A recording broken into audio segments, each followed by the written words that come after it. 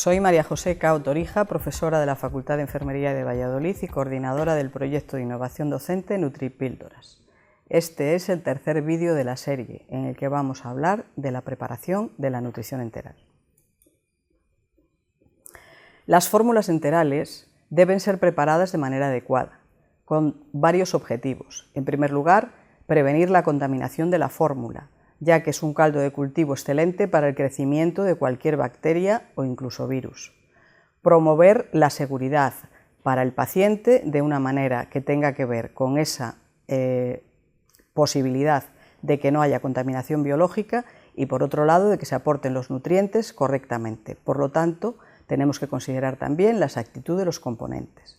De acuerdo siempre a los protocolos establecidos por la institución en la que esté el paciente del que se trate y en un área diseñada y condicionada para tal fin. Es decir, que no podemos preparar la nutrición enteral en cualquier lugar, sino que debe ser en un lugar que por lo menos tenga unas condiciones mínimas de asepsia. Vamos a tener en cuenta que para la preparación de nutrición enteral hay que seguir una serie de pasos. En primer lugar, elegir la fórmula de nutrición enteral a administrar. A continuación, llevar a cabo la asepsia, como decíamos, de manos y campo de trabajo. En tercer lugar, preparar la mezcla. En cuarto lugar, etiquetar convenientemente la mezcla y, por último, conservarla de una manera adecuada y trasladarla a la unidad de hospitalización donde va a ser administrada al paciente. Las fórmulas de nutrición enteral son muy diversas. Para eso disponemos a la hora de elegirlas de vademecum específicamente diseñados. Debemos conocer, para poder elegir la más correcta, cómo se clasifican estas fórmulas. Se clasifican en función de distintos criterios: del balance nutricional, de la densidad calórica, de la osmolaridad de la mezcla, de la forma de presentación, me refiero a si es líquida o en polvo, del origen de los nutrientes, de qué alimentos se han extraído, de la forma química en que al final están esos nutrientes en la fórmula y de otra serie de características físico-químicas que vamos a tener que considerar.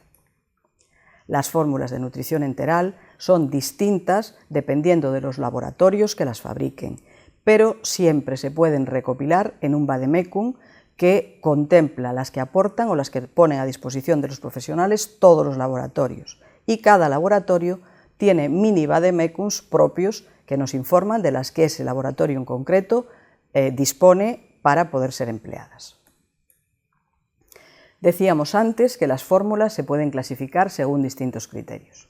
Según el balance nutricional, es decir, el aporte de nutrientes de la fórmula, vamos a encontrar fórmulas normoproteicas con un aporte parecido al que recomienda la Organización Mundial de la Salud para el adulto sano, de 0,8 gramos de proteínas por kilo de peso y día, o lo que es lo mismo, un 15% del valor calórico. Hiperproteicas, cuando aportan entre 1,5 gramos y 2 de proteínas por kilo de peso y día para un paciente concreto, o por lo menos el 20% del valor calórico, y después fórmulas especiales, que pueden tener que ver con distinto aporte en cuanto a proporción de macronutrientes o con un aporte específico de micronutrientes, minerales fundamentalmente, como pueden ser dietas hiposódicas.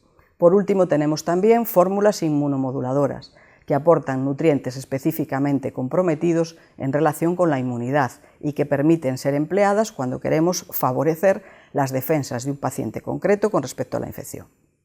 Por otro lado, las fórmulas se dividen según su densidad calórica.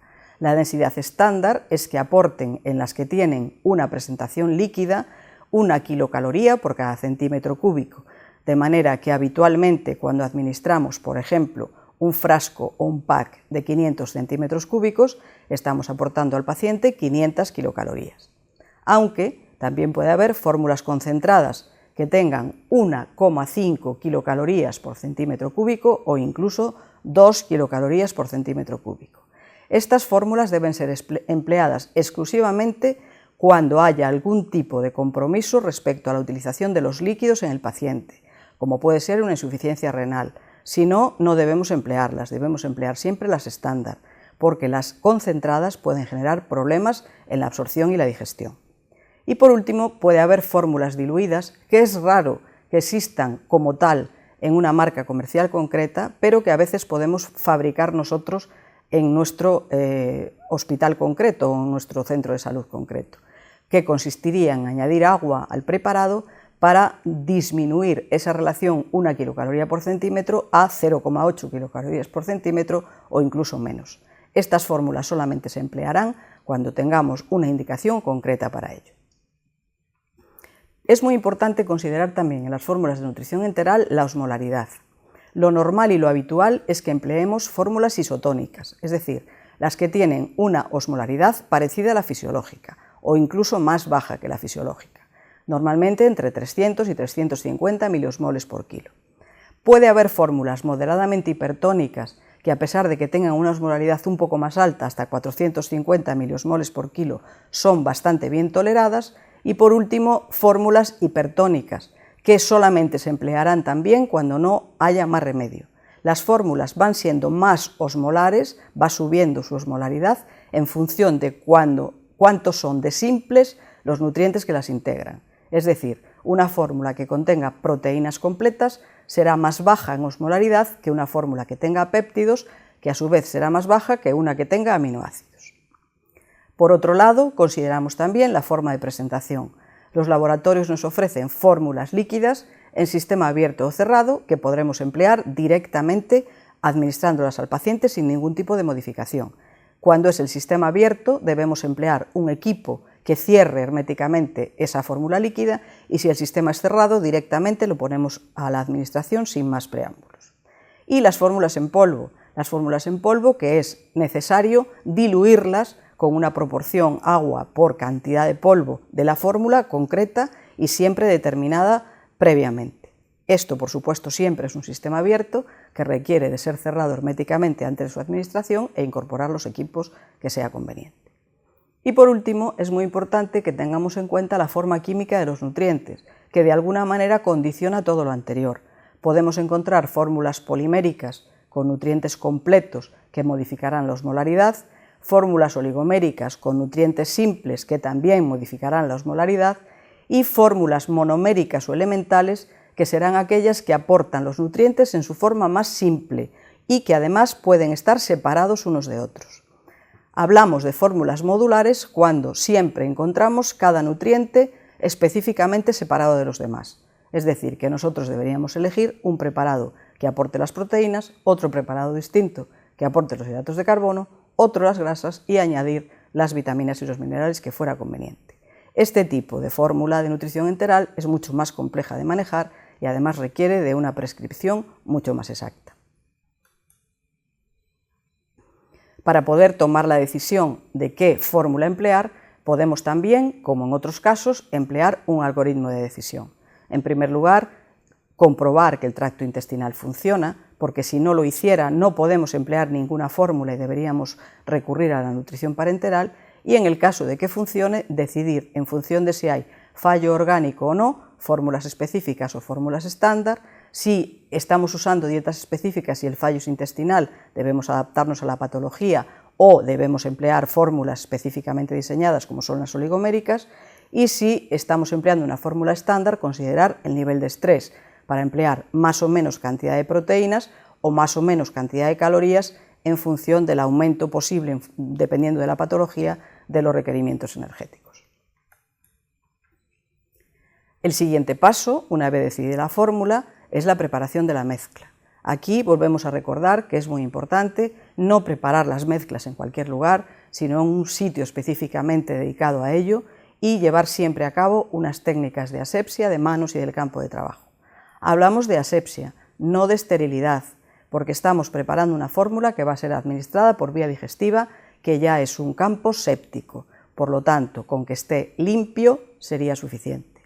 Por otro lado, cuando empleamos contenedores que no son estériles, es suficiente lavarlos previamente a introducir en ellos ninguna fórmula con agua corriente, con agua potable del grifo. Lo mismo que podemos emplear también agua potable para realizar diluciones, cuando empleamos fórmulas en polvo, como veíamos antes, o cuando diluimos fórmulas líquidas para disminuir su concentración calórica. Si la fórmula que viene preparada del laboratorio necesitamos cambiarla de envase, se recomienda utilizar sistemas cerrados, es decir, no pasarla a otro tipo de recipiente y luego verterla en el recipiente definitivo, o transferir la fórmula a la bolsa siempre con una técnica que se conoce como no tocar, es decir, nunca introducir las manos o poner en contacto las manos con la fórmula, ni tampoco con ninguno de los utensilios que podamos tener en el empleo de la formulación, como pueden ser cucharillas, balanzas u otro tipo de utensilios.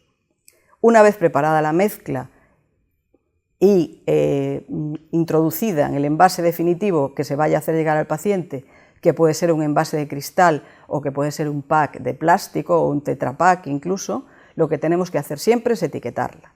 Y en el etiquetado debe constar el tipo de fórmula que hemos empleado, su osmolaridad, la cantidad de kilocalorías por centímetro cúbico y, por supuesto, el nombre del paciente completo, el número de la cama en que ese paciente está hospitalizado y cualquier otro dato que nos pueda ayudar a identificarlo. Hay veces que en los etiquetados de las preparaciones de nutrición enteral se emplean incluso códigos de barras que contienen todas las especificaciones para reconocer al paciente. Cuando hemos preparado ya la fórmula, puede transcurrir tiempo entre el momento en que hemos terminado la preparación y la administración al paciente concreto. Por lo tanto, es importante que durante ese tiempo llevemos a cabo una conservación correcta. Si el pack o el frasco que vamos a emplear en la administración de nutrición enteral es la fórmula que viene directamente del laboratorio y está cerrada, pues ese pack o ese frasco puede permanecer perfectamente a temperatura ambiente. Pero cuando estamos empleando un contenedor que ha sido manipulado, es decir, que hemos extraído una parte, que hemos añadido agua, que hemos añadido otro nutriente como vitaminas o minerales, en ese caso lo que tenemos que hacer siempre es conservarlo en nevera, es decir, a una temperatura de aproximadamente 4 grados, teniendo siempre la precaución de que antes de administrarlo al paciente es necesario volverlo a extraer de esa nevera, dejarlo a temperatura ambiente y que el preparado adquiera esa temperatura ambiente. Para eso, para ir de 4 grados a una temperatura ambiente de 20, se necesita al menos media hora de que el preparado esté fuera de la nevera. Y otra cosa importante, sobre todo en las fórmulas en las que hemos hecho algún tipo de manipulación, como la dilución, por ejemplo, es siempre agitar la fórmula antes de la administración. Estos packs suelen ser de 500 centímetros cúbicos y una vez que empecemos la administración no deben estar colgados y realizándose esa administración nunca más de 8 horas porque podrían volver a contaminarse. Continuaremos en próximos vídeos.